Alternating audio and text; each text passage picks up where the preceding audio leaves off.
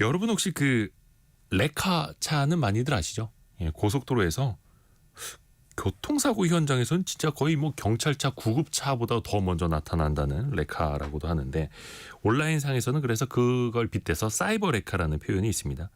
익명으로 숨어서 뒤에서 자극적인 소식들 혹은 자극적인 가짜 뉴스까지도 만들어내는 약간 좀 그 안 좋은 뜻을 담은 뜻이기도 한데요. 사이버 레카.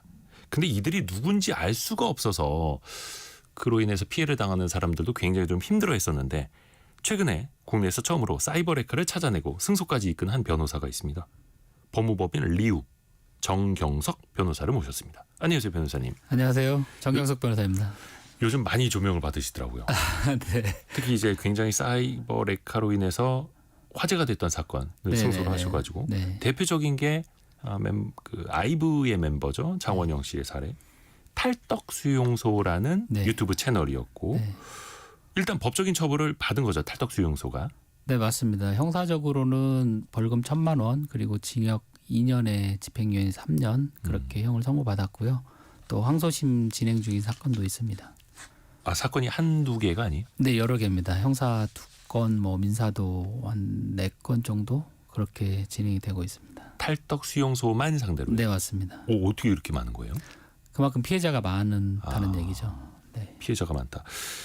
그러면 징역 2년에 집행유예 3년 요 정도면 어떻게 좀 센 처벌이라고 봐야 되는 겁니까? 아니면 일반적인 명예훼손 사건에서는 보통 벌금으로 끝나는 경우가 많은데 징역형이 선고됐다는 거는 굉장히 센 형이라고 볼 수도 있습니다. 추징금도 나왔고요. 네, 벌어들인 수익에 대해서는 모두 추징 판결이 선고됐습니다. 와, 혹시 그 법적인 이런 대응, 승소까지 이끄는 데는 시간은 얼마나 걸린 거예요? 내일 선고되는 사건도 있습니다. 아, 탈덕수용소 상대로? 네, 맞습니다. 그래서 저희가 2022년 11월부터 시작을 했으니까 뭐 횟수로만 따지면은 3년 정도 시간이 걸렸다고 볼 수 있습니다. 3년 정도의 시간. 근데 이게 그 특히 이제 구글도 그렇고 메타죠. 그러니까 페이스북이랑 인스타그램 운영하는 메타 같은 경우 해외 플랫폼들은 개인 정보를 아무리 어디 법무법인이라고 해도 소송한다 해도 특히 경찰이라고 해도 대한민국 법원이라고 해도 제공을 안 하는 걸로 유명하지 않습니까? 사실상 그렇죠. 왜냐하면 이제 그 해외 기업이다 보니까 국내에 어떤 재판 관할권이 미치지 않기 때문에 저희가 아무리 요청을 해도 주지를 않습니다. 또 그걸 강제할 방법도 마땅치가 않고요. 이거는 대한민국 법원이 판결한 거다라고 내밀어도 안 줘요? 그렇죠. 우리나라 판결이 외국에서 집행령을 가질 수는 없으니까요. 우린 미국 기업인데 그냥 이러고 끝나는 거예요. 그러면 그거를 그 개인 정보를 이 탈덕수용소가 누군지를 어떻게 찾아내신 거예요? 결국은 그 미국 회사이기 때문에 미국 법원의 명령에는 따르거든요. 그래서 미국 법원에 디스커버리라는 그런 증거 게시 신청을 해서 그 결정을 받아가지고 그 미국 회사에 송달을 시킨 다음에 거기서 정보를 얻을 수가 있었습니다. 그러니까 이 디스커버리 제도, 그러니까 증거 게시 제도, 증거 게시 명령. 이거 조금만 좀 쉽게 설명을 해주신다면요? 이게 좀 어려운 말인데요. 또 디스커버리라는 말 그 자체가 이제 발견이지 않습니까? 그래서 이제 상대방이 갖고 있는 증거를 이제 제출을 해서 내게 필요한 증거를 발견해낸다. 이렇게 보시면 될 것 같아요. 그래서 미국 법상으로는 본격적인 소송에 들어가기에 앞서서 디스커버리를 통해서 서로 필요한 증거를 이제 수집하는 그런 절차라고 보시면 됩니다. 그러니까 이제 미국 법원에다 소송을 냈을 때 당신과 내가 소송의 당사자니 서로 필요한 자료를 주고받읍시다라는 과정에서 그게 누군지를 알 수 있게 된다. 네, 그렇죠. 근데 이제 이 사건 같은 경우에는 사실 이제 그 구글이라는 회사는 상대방은 아니지 않습니까? 저희의 상대방은 그 익명의 사이버 레카이고 그 정보를 구글이 갖고 있기 때문에 구글을 상대로 해서 이제 디스커버리 신청을 해가지고 제3자이긴 하지만 그 정보를 제공하라는 그런 명령 신청을 해가지고 명령을 받아낸 것입니다. 구글 유튜브를 상대로. 네, 맞습니다. 사실 이게 굉장히 좀 답답해서 다른 법무법인이나 다른 변호사들도 이게 손을 잘 못 썼던 영역인데 이거 어떻게 알아내신 거예요? 이런 방법이 있다는 걸? 사실 뭐 국내에서 해볼 수 있는 절차라는 게 형사 고소해서 수사기관에 의뢰를 하면 수사기관에서 그 압수수색을 해가지고 진행을 할 줄 알았는데 대부분 이제 수사기관에서는 미국 회사이기 때문에 수사권이 미치지 않고 그래서 수사를 중단하게 됩니다. 약간 좀 적극성도 떨어지죠.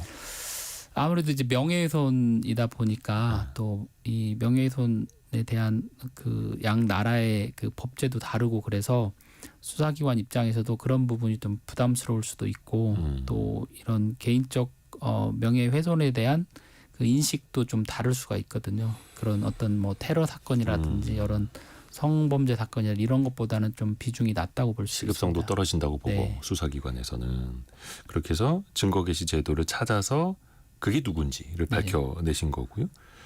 그 기간만은 얼마나 걸렸다고 볼 수 있는 거예요? 증거 개시를 저희가 신청을 해서 결정을 받기까지 기간은 사실은 굉장히 유동적입니다. 왜냐하면 그 재판부 판사에 따라서 그 결정을 내리는 기간들이 좀 달라서 미국 법원이요? 네, 그래서 이제 저희 같은 경우에는 최초로 이걸 했을 때는 한 3개월 정도가 걸렸습니다. 신청을 해서 이제 정보를 받기까지. 그거는 굉장히 빠른 속도로 진행된 것이고요.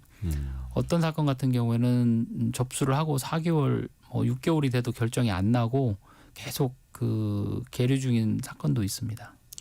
또 그 사이에 또 많은 뭐 연예인을 비롯해서 어떤 뭐 개인정보 침해라든지 명예훼손을 계속해서 또 당할 수 있는 거고 한편에서는 그런 사이버 레카는 또 계속 영상 만들어서 수익 활동 또 얻을 수도 있는 거고. 이번에 이렇게 사이버 레카를 찾아내는 과정에서 특히 제일 힘드셨던 부분은 어떤 거예요?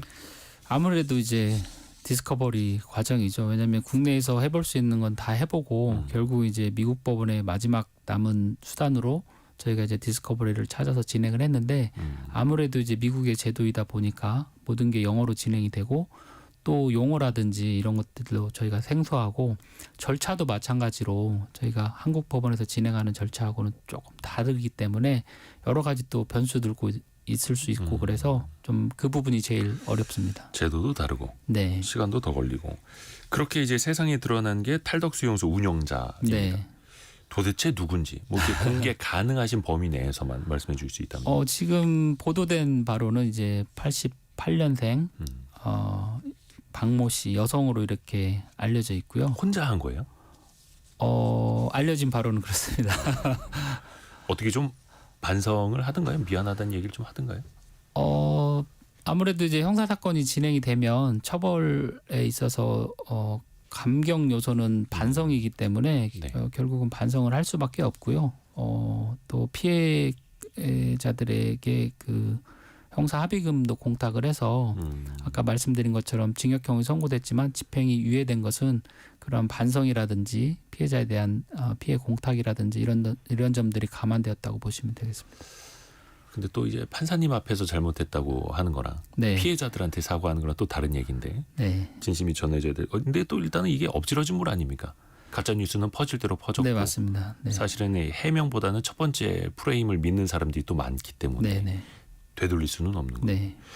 근데 그 손해배상 청구 보니까 1심 소송에서는 배상 금액이 1억 원 나왔다가 2심에서는 5천만 원으로 줄었습니까? 네, 이거는 좀 그 민사소송 절차를 좀 이해를 하셔야 되는데요.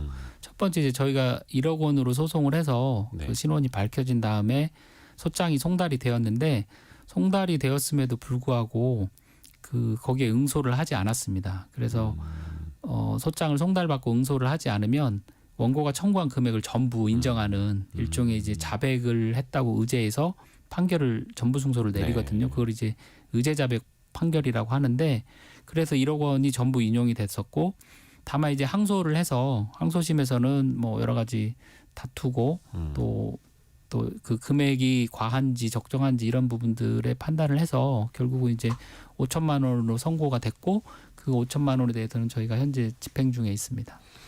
그 손해배상 금액은 그럼 이게 뭐 톱스타는 1억 원이고 일반인은 좀 낮고 그렇습니까? 이게 사실 누구의 명예 이거를 법원이 그거는 얼마짜리 이렇게 따로따로 정해주는 겁니까? 이제 그거는 사안마다 다를 수밖에 없습니다. 그러니까 그 피해자의 피해 정도라든지 피해자의 사회적 위치라든지 가해자의 뭐 반성이라든지 가해 행위, 정도, 횟수 여러 가지를 고려를 해서 판단을 하기 때문에 일률적으로 뭐 금액이 얼마라고 정해져 있다고 보기는 어렵고요. 다만 이제 최근에 그 유명 연예인들에 대한 그 명예훼손 위자료 손해배상 액수가 3천만 원, 5천만 원 이 정도에서 지금 인정되고 있는 것 같습니다. 그걸로 어떤 뭐 보상이 될지 안 될지는 또 이제 주관적인 판단의 영역이기는 한데 그 이야기를 안내해 드렸었구나. 6859님이 그 사이버레카가 어떤 가짜 뉴스를 만들었나요? 물어보셨는데, 그러니까 진짜 이건 너무 심했다라는 거 어떤 거 있을까요? 이제 그런 것들을 많이 물어보시는데 이제 가짜 뉴스의 예로 어떤 것을 들어달라고 이렇게 말씀들을 많이 하세요. 근데 네네. 이제 제가 그거를 얘기하면 그게 또 그거를 명예훼손이- 통해서 또 유포되기 때문에 그런 부분에 대해서 저도 조심스럽기 때문에 그냥 한번 살펴보십시오 이런 식으로 답변을 했는데요. 이제 다만 대표적으로 그런 이제 우려가 없는 것 중에 하나는 이제 뭐 국적이라든지 뭐 국적이 한국 국적이 아니라든지 이런 식의 이제 그 허위 조작 정보, 가짜 정보를 예로 들 수 있고요. 기타 뭐 인성이라든지 뭐 다른 거에 관련된 여러 가지 동영상들이 있긴 한데 그런 것들을 다 저희가 이제 공개적으로 말씀드리기는 좀 어렵고요. 무슨 논란 일부러 그걸 이제 지어내는 거죠. 네, 의혹 뭐 이렇게. 최근에 보면 이제 메타, 뭐 페이스북 광고도 그렇고 유튜브 광고에도 특정 연예인이 죽었다, 네네. 특정 연예인이 파산했다, 망했다. 근데 그 이미지까지 합성을 해서 올려놓고 가짜 뉴스로 뭔가 이제 사람들 끌어들이는 너무 많더라고요. 딥페이크 기술도 발달을 해서 이 가짜 뉴스가 뭐랄까 좀 더 진짜같이 보이게 하는 그런 기술이 많이 늘었다고 볼 수도 있습니다. 참 거기 또 속으시면 안 되는 건데, 근데 이들이 그런 가짜 뉴스를 퍼뜨리는 게 돈이 되기 때문이잖아요. 결국은 그렇죠. 돈을 벌려고 하는 거고. 그러면 만약에 이렇게 소송까지 걸리게 되면 그 사이버레카들의 수익, 운영 수익은 어떻게 되는 거예요? 지금 판결 내용으로는 이 가짜 뉴스 유포로 인한 범죄 수익으로 보고 일단 추징이 선고가 됐습니다. 따라서 어떤 경제적 수익에 대해서는 전부 추징이 되고 또 그 외에 벌금이라든지 또 민사상 손해배상까지 합하게 되면 결국은 이제 벌어들인 것 이상으로 손해를 보기 때문에 이런 사이버레카 채널을 운영하는 경제적 유인 동기는 많이 없어졌다고 볼 수도 있습니다. 다 압류가 되니까. 다 추징이 되니까요. 추징을 하기 위해서 이제 압류로 가는 거고. 보존 처분을 하기 위해서 가압류도 가능하고요. 얼마나 벌었다는지 혹시 아시나요? 지금 알려진 바로는 그 채널의 경우에는 약 2억 넘는 정도, 한 달에 한 2천만 원 정도 수익을 냈습니다. 한 달에 2천만 원. 네. 10개월에서 2억 번 거예요? 2년 동안. 2년 동안 누적으로. 네, 근데 네, 또 많이 네. 벌 때는 더 이제 뭐 그렇죠. 등락은 이제 있겠습니다만 매달 상황이 조금씩 다를 수는 영상 있고요. 조회수에 따라서. 네. 그러니 또 이들은 이거를 또 계속해서 하는 거고. 그러면 이 탈덕 수용소 이제 처벌받았다는 뉴스도 대대적으로 많이 보도가 됐잖아요. 네네. 그 이후에 그럼 가짜 뉴스라든지 네. 사이버 레카에 대한 게 좀 많이 줄었나요? 완화됐나요?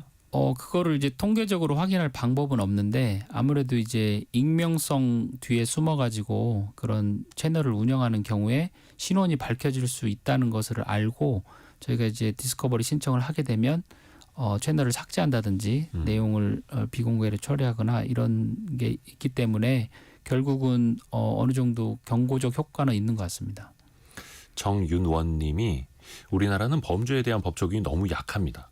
피해보는 사람은 엄청나게 피해당하고 피해 주는 사람은 거의 처벌이 되지 않는다라고, 피해자만 고통의 연속입니다라고 보내주셨는데, 사실은 이런 법적인 대응을 할 수 있는 어떤 경제적인 여력이 있는 사람, 연예인처럼 본인을 또 응원해 줄 수 있는 사람들이 있다면 그래도 조금은 대응을 할 수가 있을 텐데 일반인이라면 이게 가능할까요? 저희가 최근에 진행한 게 이제 유명 연예인이나 인플루언서뿐만 아니라 의사, 변호사, 종교인, 사업가, 뭐 일반인까지도 다 대리를 해서 그 어떤 익명성 뒤에 숨어서 명예를 훼손하거나 영업을 방해하는 그런 사람들을 찾아내고 있거든요. 네네. 그래서 일반인이라고 해서 못할 것은 없습니다. 근데 이게 해외 플랫폼을 상대로 그 사이버레카 신원을 조회해야 하고 그러면은 막 법률적 비용이 더 막 커지고 그렇습니까? 그게 아무래도 이제 해외에서 진행되는 측면이 있다 보니까 국내에서 하는 것보다는 더 추가적인 비용이 발생할 수가 있습니다. 또 우리나라에서도 이거 사이버 레카 좀 제재해 달라는 청원도 올라오고 네네.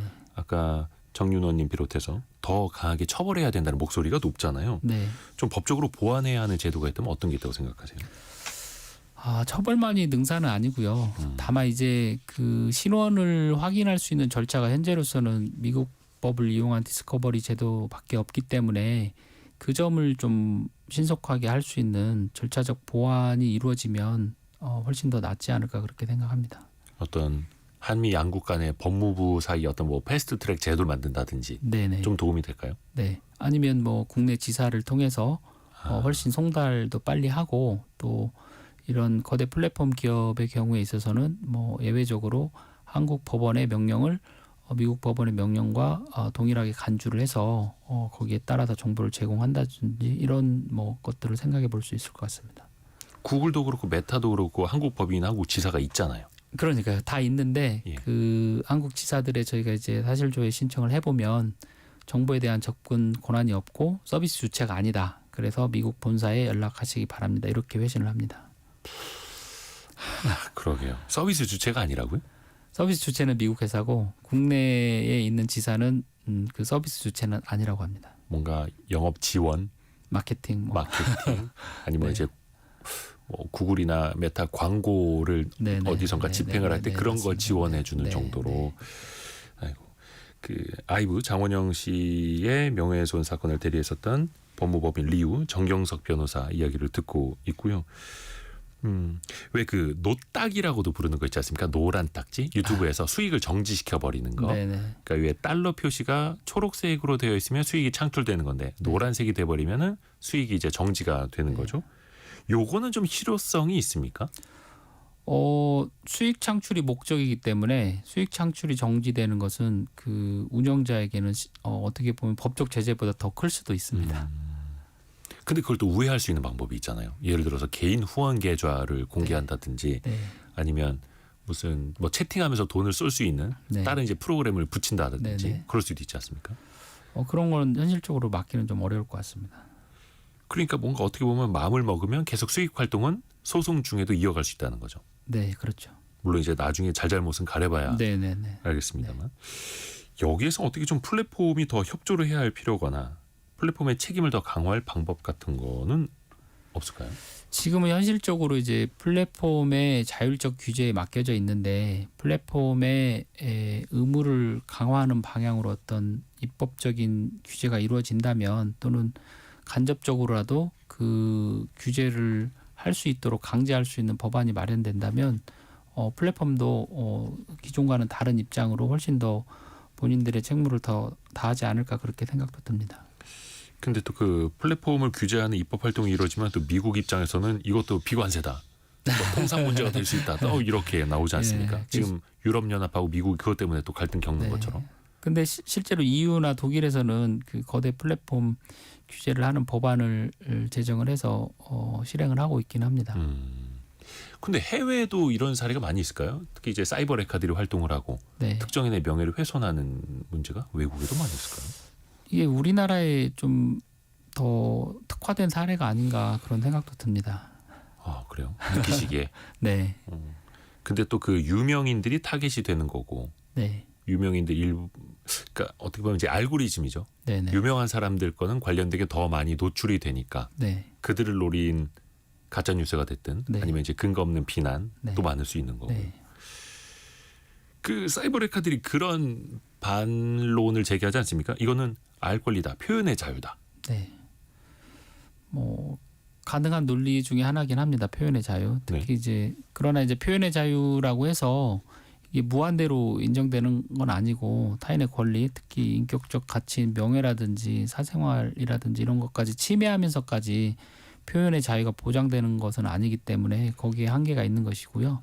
알 권리라는 것은 보통 이제 공공기관이 가지고 있는 정보에 대해서 그 국민의 알 권리를 충족시키는 거죠. 어떤 개인이 타인의 사생활을 침해하거나 이런 걸 통해서 알 권리를 충족시킨다는 그런 유의 헌법상 권리는 아닌 것으로 알고 있습니다. 그러니까 개인의 사생활 아무리 그게 연예인 유명인이라 할지라도. 네. 그러게 이 사생활을 그냥 파헤치는 것만으로도 그냥 명예훼손이 될 수도 있는 겁니까? 그렇죠. 네네. 사실 적시에 의한 걸로도. 맞습니다. 이게 이제 결국은 공공의 이익이 있느냐 없느냐 부분인데 이게 이제 공인의 경우에 있어서는 이제 사생활이 없고 대중의 관심을 받기 때문에 공공의 이익이 있다 이런 주장을 하는데요. 그렇다고 하더라도 그런 연예인을 하더라도 사생활까지 침해해 가면서까지 어떤 국민의 알 권리를 충족해야 되는가 그런 의문은 있습니다.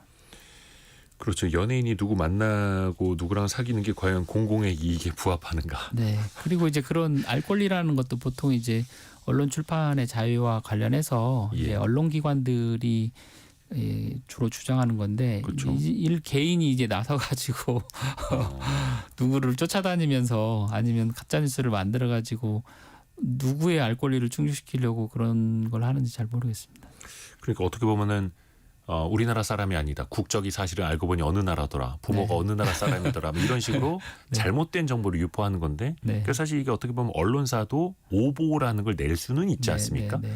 어떤 차이라고 봐야 될까요? 근데 오보를 참- 내면은 정정 보도도 할 수 있고 네. 뭐 반론도 할 수 있고 언론 중재위 할 수도 있고 어떤 시스템 내에서 통제를 받을 수 있는데 개인이 운영하는 그런 채널들 같은 경우에는 이 통제를 할 수가 없습니다. 특히나 익명으로 운영되는 경우에는 일단 유포를 하고 거기에 근거해서 어떤 유포 확산이 되고 나면 이 막거나 정정할 수 있는 방법이 없습니다. 이미 퍼져버린 건. 네. 언론사는 정정 보도라도 요청을 할 수라도 있죠. 그렇죠. 근데 어떤 때는 또 이 채널의 영향력으로 인해서 이 채널의 내용을 받아 쓰는 또 언론사도 생겨요. 그러니까 이게 요즘에 세상이 좀 거꾸로 된 게 사이버레카들이 쓴 그러니까 유튜브로 떠든 내용을 언론사가 받아서 기사화하기도 하고 그렇습니다. 네. 그럼 이제 그 댓글에 이게 기사거리냐라고 그렇죠. 또 이제 항의하시는 독자분들도 많고 네. 근데 또 언론사들은 그게 또 조회수가 되니까 네, 맞습니다. 누가 누구를 공격했네 네. 누가 누구를 비난했네 이걸로 또 이제 기사거리를 만들고 포털 메인에 걸리고 혼탁합니다. 그러니까 이게 하나둘씩 이제 정화 작용이 이제 작동이 돼야 하는 건데 네. 어디 느끼시기엔 좀 어떻습니까? 이제 좀 정화 작용이 시작이 될 수 있을까요? 계속 정화 작업을 해야 되지 않을까 생각이 듭니다.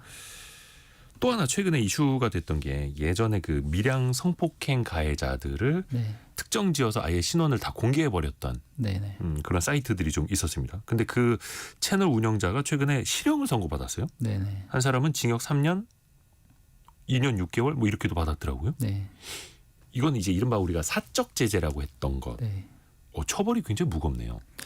그러니까 이제 사적 제재나 자력 구제는 법으로 허용되지 않거든요. 그러니까 모든 것은 사법 절차 내에서 권리 구제가 이루어져야 되는데 어떤 일 개인이 나서서 정의감에 내가 이거를 처벌하겠다 이런 사적 제재라는 것은 법제도 내에서는 허용될 수가 없습니다. 그러니까 법보다 주먹이 빠르다라는 비슷한 건데 그게 그래서는 이제 안 된다. 자력 구제 사적 제재인데 예. 그거를 하지 말라는 게 이제 사법 시스템이거든요. 근데 그거를 허용하게 되면 결국은 이제 사법 시스템이 붕괴될 수도 있는 것입니다. 그렇죠, 그렇죠. 근데 그거는 이성적인 문화인이라면 다들 이제 상식적으로 알고 계시는데 이제 한쪽에선 그런 반응이 또 나올 수밖에 없는 거죠. 법적인 처벌이 너무 늦고 너무 약하다. 이렇게 해서라도 아니 왜 법이 가해자를 보호하느냐. 피해자를 보호해야지. 이렇게 해서라도 혼을 내줘야 한다. 이런 여론도 또 있는 것도 사실이고요. 저희가 이제 균형 있게 생각해야 될 게 피해자의 권리도 있지만 어떤 절차 내에서는 가해자의 권리라는 것도 있거든요. 가해자의 권리요? 가해자도 묵비권을 행사할 수 있고 자기에게 불리한 상황에 대해서는 또 네. 가해자도 변호사를 선임해서 법적인 조력을 받을 수도 있고 그런 권리가 어떻게 보면 시스템 내에서 보장이 되고 그거에 대한 이제 어떤 법적 판단을 하게끔 되어 있기 때문에 우리가 일방적으로 어느 한 사람을 매도해 가지고 여론 재판을 할 수는 없거든요. 그래서 철저하게 법치국가 내에서는 네. 법에 따라서 네. 사법 시스템에 따라서 김의경님이 이런 질문도 주셨네요. 사실 연예인은 이미지로 경제 활동을 하는 사람들인데 그럼 가짜 뉴스 퍼뜨리면 일종의 영업 방해로도 볼 수 있을 것 같은데 명예훼손 말고 만약에 연예인이 어떤 활동을 못했다. 네. 그럼 이게 또 영업 방해도 되는 겁니까? 저희가 그래서 보통 이제 명예훼손, 모욕, 업무방해 이 세 가지로 구성을 해서 소송을 제기하고 형사 고소를 하고 그렇습니다. 업무 방해까지. 네. 5663님은 수익을 창출하는 모든 콘텐츠는 실명제가 필수라고 생각합니다. 또 그 인터넷 포털 댓글 뭐 실명제 이야기는 항상 나오기는 합니다만 네. 또 표현의 자유와 맞습니다. 또 이런 악의적인 걸 좀 걸러내야 한다라는 한쪽의 또 목소리와 계속 부딪히고 있는 거죠. 네.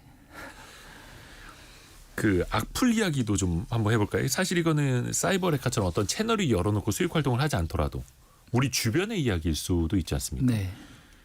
그동안에 그 연예인 악성 댓글 사건도 많이 담당하셨어요? 네, 많이 했었습니다. 모니터링도 하고 또 뭐 고소도 하고 그렇게 절차들을 많이 진행했었습니다. 에스파, 뭐 강다니엘, 또 아이브, 장원영 씨 사건까지. 일단 딱 보시기에 어떤 뭐 공통점이라는 게 좀 있습니까? 이런 악플 쓰는 사람들의 공통점? 저희가 이제 그 악플러들도 찾아서 이렇게 네. 고소도 하고 진행을 해보면 그 아무 생각 없이 쓰는 경우가 많은 것 같아요. 그냥 가볍게. 네, 홧김에 또는 이제 그 어떤 가짜 뉴스가 진짜인 줄 알고 홧김에 썼다. 또 뭐 예전에는 팬이었는데 그 이야기를 듣고 마음이 바뀌어서 그걸 썼다. 뭐 이런 식으로 굉장히 단순한 동기에 의해서 악플이 쓰여지는 것 같습니다. 그러니까 평범한 사람들인 거죠. 네, 어떻게 우리 보면 주변에. 뭐 우리 주변에 더 쉽게 볼 수 있는 그런 사람들이라고 볼 수 있습니다. 그러니까 이게 악플 때문에 명예훼손 걸었다가 이제 뭐 경찰서에서 대면을 했거나 아니면 이제 선처해달라라고 해서 이야기를 해봤다라는 사람들은 또 놀라더라고요. 너무 평범한 사람들이더라. 네, 그리고 또 저희 사무실로 연락이 와서 반성문도 보내고 잘못했다고 하고 뭐 가족들도 연락이 오고 그렇게 뒤늦게 후회하는 경우들이 많습니다. 근데 이런 사례가 알려져도 이 악플은 왜 이렇게 사라지지 않는 걸까요? 어떻게 생각하세요? 그거는 또 어려운 문제인데요. 그러니까 인터넷이라는 곳에 접근이 쉽고 글을 쓰고 지우는 것도 쉽기 때문에 뭔가 사람들이 이곳에서 그런 익명성 뒤에 숨어가지고 감정적인 카타르시스를 느끼는 것 아닌가 뭐 그런 생각도 듭니다. 일단은 즉흥적으로. 네. 근데 그게 범죄가 될 수 있다는 걸 또 알아야 되는 거고요. 그러면 그 악성 댓글 쓴 사람들은 어떻게 바로바로 특정이 됩니까? 여기도 국내 플랫폼 같은 경우에는 아이디만으로도 쉽게 이제 신원 파악이 가능한데 그 이제 경찰에서 요청을 했을 때. 그리고 법원 통해서 이제 신청을 해도 받을 수 있는데 해외 플랫폼에 달린 댓글 아이들은 여전히 또 찾기가 어렵고 또 똑같이 디스커버리 절차를 해야만 신원을 확인할 수가 있습니다. 그러니까 이제 특히 네이버 댓글보다는 네, 유튜브 댓글을 네, 특정하기가 더 힘든 거고요. 맞습니다. 그래서 이거를 또 악의적으로 이용하시는 분들 계시더라고요. 네이버 댓글 잘못 달면은 경찰에서 바로 연락 오니까 네, 악플은 이른바 그 사람 SNS를 찾아다니면서 인스타그램이나 네, 맞습니다. 유튜브라든지 네, 해외 플랫폼. 근데 결국은 마음 먹고 찾아내면 찾아낼 수는 있다라는 거고요. 결국 이제 똑같은 절차를 거쳐서 미국 법원의 명령을 받아서 해외 플랫폼사로부터 정보를 받는 수밖에 없습니다.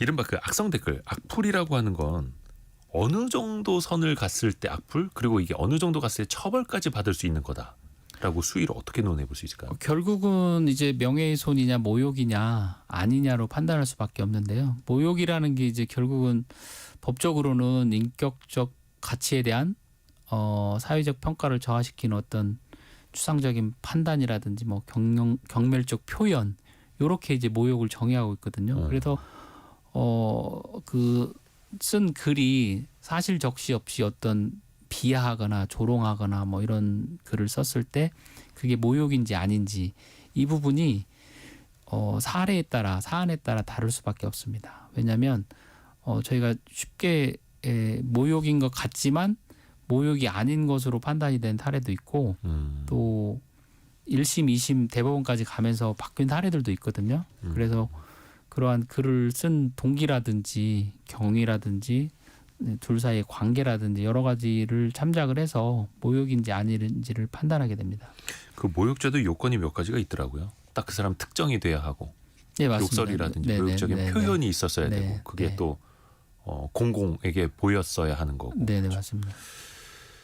9361님이 또 이런 의견 주셨네요. 소위 사이버레카 행위 자체는 문제가 있지만 그 빌미를 제공한 당사자에게도 더 큰 문제가 있는 것 아닌가요? 이렇게 질문 주셨는데 어떻게 생각하세요, 변호사님? 당사자가 어떤 빌미를 제공했나요? 그게 좀 주관적인 거죠. 네, 왜냐하면 그냥 영상을 편집해가지고 어떤 그럴듯한 허위 가짜 뉴스를 만들 수도 있거든요. 그래서 당사자가 어떤 빌미를 줬는지 그건 좀 생각하기 어려운 것 같습니다. 이거는 입장을 바꿔보면 됩니다.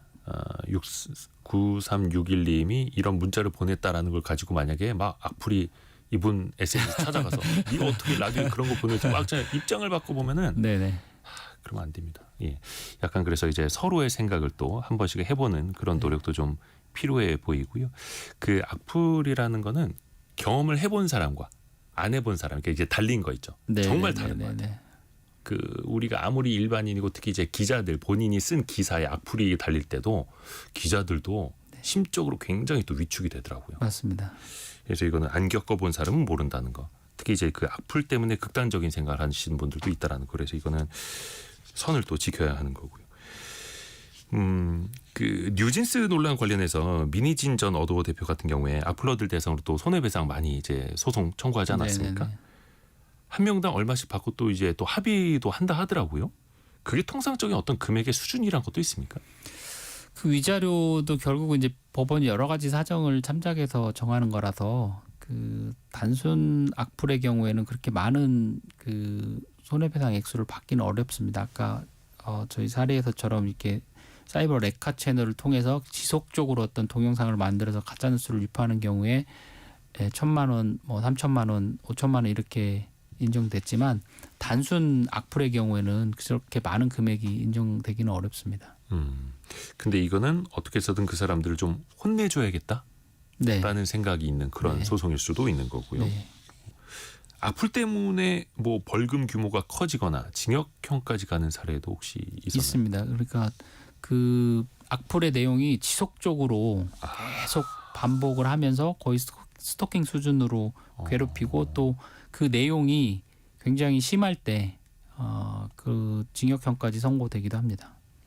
예전에 특정 커뮤니티에 특정 운동선수의 기사마다 똑같이 나타나서 그 선수를 되게 비난하는 댓글. 네. 그래서 오히려 그게 커뮤니티에 되게 유명했던 뭐 아이디, 닉네임도 있고 네, 그랬었는데 네. 그 정도 사례로 가면 처벌 수위가 확 높아질 수 있는 거예요. 그렇죠. 지속적으로 반복적으로 상습적으로 어떤 그 악플을 달고 다니는 그런 아이디들이 실제로 있더라고요. 그래서 이제 그런 그 가해자들은 일반 악플을 다는 사람보다는 더 중하게 처벌받을 가능성이 높습니다. 약간 스토킹 범죄로도 이어질 수 있는 겁니까? 이게 그러니까 처벌이 온라인에서의 스토킹도 인정이 될 수 있나요? 그렇죠. 네. 심지어 그 개인 계정으로 쫓아가서 네. 악플 다시는 분들도 많잖아요. DM도 보내고 뭐 그렇습니다. 다이렉트 메시지. 네. 그러니까 직접 뭐 톡 메시지 보내는 것처럼 네. SNS로 메시지를 보내서까지 악플을요. 네. 그러면 그게 어떤 포털 사이트에 악플을 다는 것이랑 좀 달라집니까? 판단이? 그렇지는 않습니다. 근데 이제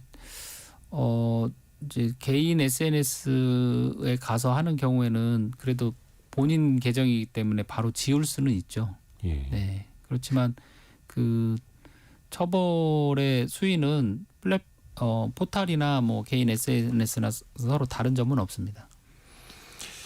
왜 그 한동안 사회적인 문제가 특히 이제 연예인들 같은 경우에도 안 좋은 사건들이 좀 꽤 있었고 해서 포털 네. 사이트들이 이게 자정이 안 되니까 아예 그냥 스포츠면이나 연예면 기사 댓글을 아예 그냥 폐쇄해 버렸잖아요. 네네.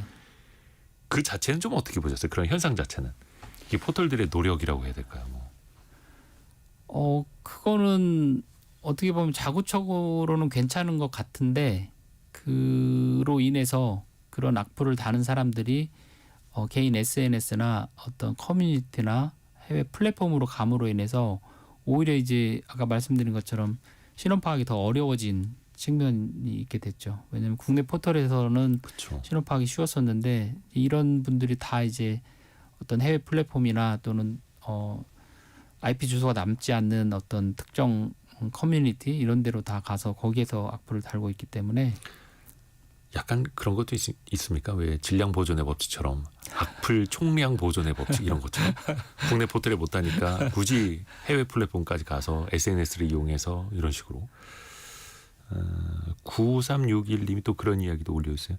가짜 뉴스보다는 개인의 사생활에서 문제가 될 만한 걸 이용해서 돈벌이를 하는 것 아닌가요? 당연히 가짜 뉴스는 처벌받아야죠라고 보내주셨는데 이게 이제 가짜 뉴스 명백한 허위 사실이 아니라 있는 사실 기사화된 거를 또 이제 불러와서 확대 재생산하는 것들도 있지 않습니까? 네.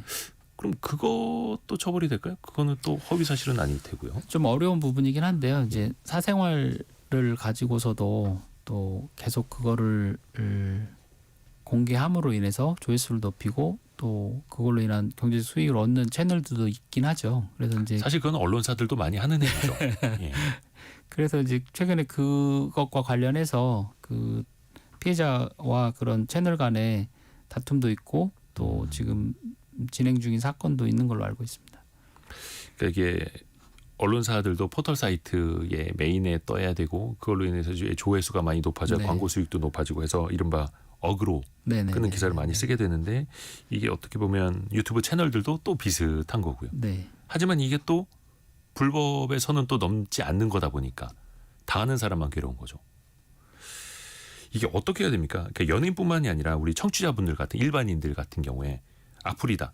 뭐 식당 하시는 분들도 악플 같은 것도 이제 어디 리뷰에 달 수도 있는 거고요. 그렇죠. 어떻게 대응을 해야 되겠습니까? 기본적으로는 그런 것들이 발생을 했을 때 바로 이제 체증, 증거 수집을 해놓고 작성자라든지 아니면 그 플랫폼에 요청을 해서 삭제 요청을 하고 그래도 삭제가 되지 않으면 그 체증한 증거를 가지고 뭐 사이버 수사대나 이런 데 형사 고소를 하는 게 가장 간편하고 빠른 방법이지 않을까 생각합니다. 혹시 그 배달 플랫폼에 네.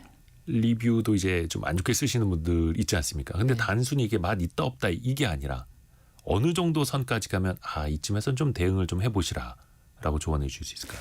그게 참 어려운 영역인데요. 왜냐하면 리뷰를 쓴 사람은 실제 자기의 경험을 가지고 어떻게 보면 다른 소비자의 도움이 되라고 쓸 수도 있고 또 표현의 자유에 해당하는 부분이기도 하거든요. 근데 이제 그게 또 그 리뷰를 당한 분 입장에서는 사실은 그게 아닌데 어떤 주관적인 감정에 의해서 저렇게 글을 올려놓음으로 인해서 또 영업에 엄청난 피해를 입을 수도 있기 때문에 그 부분의 어떤 조화 이런 부분들은 좀 어려운 부분인 것 같습니다. 물론 아주 일부의 사례겠습니다만 특히 어떤 분들은 이제 리뷰 문제 때문에 네. 그냥 나 장사 안 할란다 이런 분들도 계시고 네. 이게 참 우리 삶 속에 또 같이 와 있는 이야기이기도 합니다. 그렇죠. 연예인의 리뷰를 내려주는 조건으로 뭔가를 요구할 수도 있는 거고 뭐 그래서 사실 뭐 그게 여러 가지 폐해가 있을 수 있는데 딱히 어떤 정답을 찾기가 쉽지는 않은 부분인 것 같습니다. 그래서 어떤 자영업자분들은 그렇게 별점 하나에다가 그렇게 좀 댓글 다시면 저희가 너무 피해를 봅니다. 리뷰 좀 내려주세요. 막 사정까지 하시더라고요. 네네네. 어렵습니다. 글쎄, 법적인 문제까지 가서는 안 되겠고 그런 일이 아예 생기지를 않아야겠고 또 우리도 알게 모르게 누군가에게 또 상처를 주는 일을 또 할 수도 있는 거니까 서로가 좀 같이 깊이 좀 생각해 볼 수 있는 그런 시간이었습니다. 법무법인 리우 정경석 변호사였습니다. 고맙습니다. 감사합니다.